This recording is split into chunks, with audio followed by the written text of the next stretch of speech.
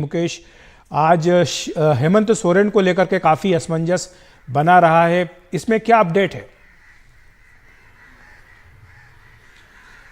देखिए अखिलेश जी, असमंजस अभी बना हुआ है क्योंकि अब तक जो हेमंत सोरेन हैं उनके बारे में ईडी को कोई जानकारी नहीं मिल पाएगी आखिर वो कहाँ हैं। ईडी उनका बयान दर्ज करने के लिए जहां पर मैं खड़ा हूं, ये शांति निकेतन है जो कि मुख्यमंत्री का सरकारी आवास है। वो यहाँ पर ईडी की टीम को नहीं मिले। ईडी की टीम सुबह से यहाँ पर थी और अभी कुछ देर पहले यहाँ से निकली है।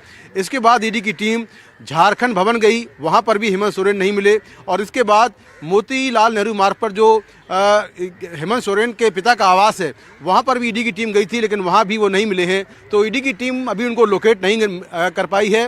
हालांकि उनके लीगल टीम के जो लोग हैं वो कह रहे हैं कि मुख्यमंत्री सेफ हैं और वो तमाम जो लीगल ऑप्शंस हैं वो देख रहे हैं। ईडी के मुताबिक जो ज़मीन घोटाला है इसको लेकर उनके पास कुछ नई जानकारियां आई थी, जिनके बेसिस पर उनको हेमंत सोरेन का जो स्टेटमेंट है, बयान है, वो रिकॉर्ड करना था। लेकिन ईडी की टीम के पहुंचने के पहले ही वो यहां से निकल गए।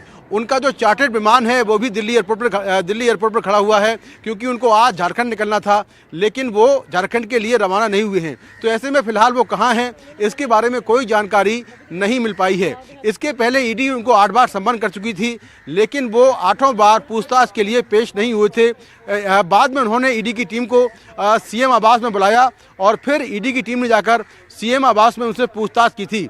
लेकिन इसके बाद ईडी ने उनको एक और लेटर लिखा और ये कहा कि 29 जनवरी से 31 जनवरी के बीच वो रांची में ईडी के दफ्तर में पेश हों। लेकिन इसी बीच अचानक ईडी की टीम आज उनके दिल्ली के इस घर में पहुंच गई क्योंकि ईडी की टीम को यह जानकारी मिली थी कि हेमंत सोरेन दिल्ली में हैं और इसीलिए नई जानकारियां मिलने के बाद उनका बयान दर्ज करना था। लेकिन फिलहाल वो कहां हैं इसके बारे में कोई जानकारी नहीं मिल पाई है। ये जो घोटाला है ये करीब 600 करोड़ रुपए का है, जिसमें ये आरोप है कि कुछ सरकारी अफसरों ने मिलकर बिल्डरों को रांची में सरकारी जमीन बेच दी।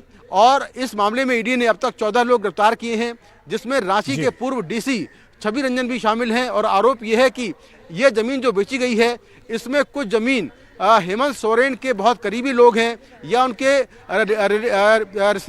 रिलेटिव हैं, उनको ये ज़मीन बेची गई है। तो इसी मामले में उनका नाम सामने आया था और इसके बाद ईडी लगातार उनको सम्मन कर रही है। उनसे एक बार पूछताछ हुई है और फिलहाल आज ईडी की टीम उनको लगातार तलाश कर रही है, लेकिन वो ईडी के सामने पेश नहीं हुए। हमारे वरिष्ठ सहयोगी मनीष कुमार भी हमारे साथ जुड़ गए फोन लाइन पर पटना से इसी पर चर्चा करने के लिए। मनीष, जेएमएम का क्या पक्ष है? 8 बार ईडी अभी तक सर्व कर चुकी है नोटिस, आज भी 2 बार उनके घर पर गए, उनका पता नहीं लग पा रहा था। अब ये कहा जा रहा है कि 31 तारीख को 1 बजे वो पेश होंगे, तो अभी तक क्यों नहीं पेश हो पाए हैं? इसके पीछे क्या दलील दी जा रही है? और साथ ही मैं आपसे ये भी जानना चाहूंगा कि जो आज लालू प्रसाद यादव से पूछताछ हो रही है ईडी की, उस पर क्या अपडेट है? देखिए, जहां तक झारखंड मुक्ति मोर्चा का सवाल है तो झारखंड मुक्ति मोर्चा के महासचिव सुप्रियो भट्टाचार्य ने अब से कुछ देर पहले, करीब 2 घंटे पहले, उन्होंने एक विस्तृत संवाददाता सम्मेलन रांची में किया था और उन्होंने कहा था कि ईडी के द्वारा जानबूझकर एक सनसनी फैलाई जा रही है। हेमंत सोरेन दिल्ली में ही है, अपने लीगल टीम के साथ में विचार विमर्श कर रहे हैं और ईडी ने पहले ही कहा था कि 29 से 31 तारीख के बीच में उन्हें ईडी के सामने पेश होना है। 7 बार के बाद में, अगर आपको याद हो अखिलेश, तो पिछली बार पिछले ही हफ्ते जो है उनके साथ जो है ईडी ने उनके दफ्तर में जाके पूछताछ की थी।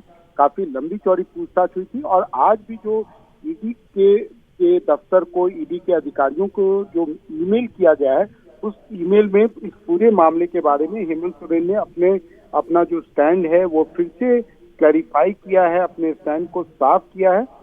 दूसरी बात यह है कि 21 तारीख को, यानी कि परसों बुधवार को, उन्होंने अपनी ओर से ईडी को कहा है कि आप पूछताछ के लिए एक बार फिर 1 बजे उनके दफ्तर आ जाइए, वो उसके लिए तैयार हैं। ये तो जेएमएम का स्टैंड है या जेएमएम के तरफ से जो ऑफिशियल रूप से जो बयान दिया गया है, मीडिया को ब्रीफ किया गया है, ये है।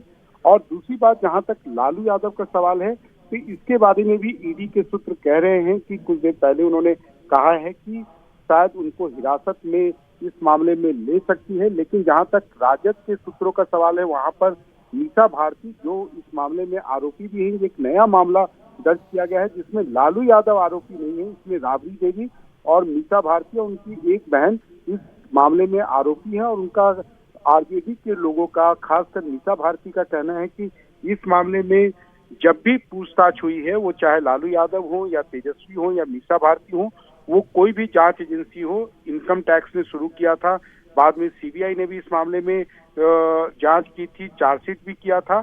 तो जब भी पूछताछ हुई है तो लालू यादव हो या उनके परिवार के जो भी आरोपी सदस्य हैं, वो एजेंसियों के सामने जी, हमेशा हाजिर हुए हैं।